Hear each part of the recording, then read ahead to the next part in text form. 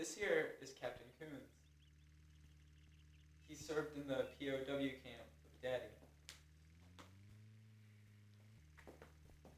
Hello, little man. Oh, I sure heard a bunch about you. Was good friends with your dad. Spent 5 years together in that Hanoi bit of hell. Two men in a situation like your dad and I were, you take on certain responsibilities. If it had been the other way, been me who hadn't made it out, Major Coolidge would be talking to my son right now, Jim. But the way it is, I'm talking to you, Butch. I got something for you.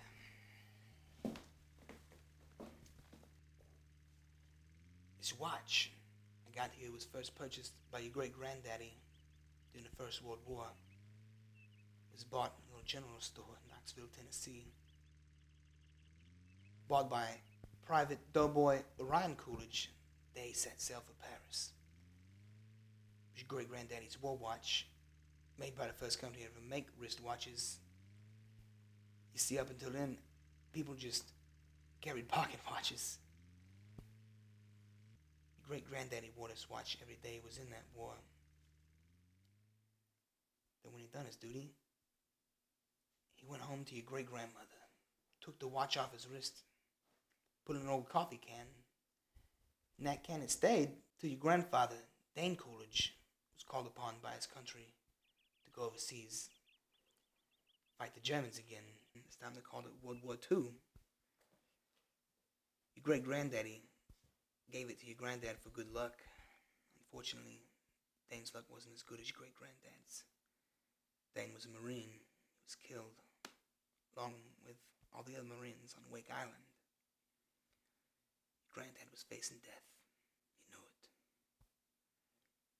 None of those boys had any illusions about leaving that island alive. 3 days before the Japs took the island, he asked a gunner on an Air Force transport, man he never met before in his life, named Wanaki, to deliver to his infant son he'd never seen before in the flesh, his gold watch. 3 days later, your granddad was dead, but Wanaki kept his word.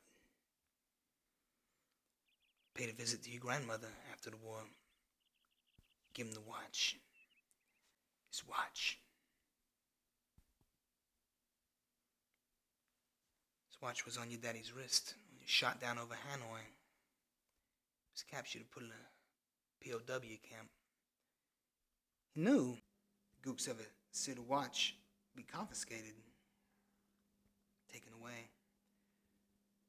Well, your dad saw it. This watch was your birthright.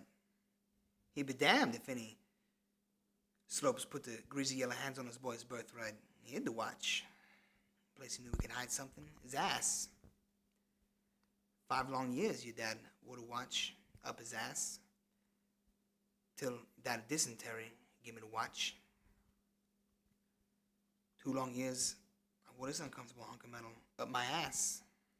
Then after 7 years, finally I was sent home to see my family. Now, little man, I give the watch to you.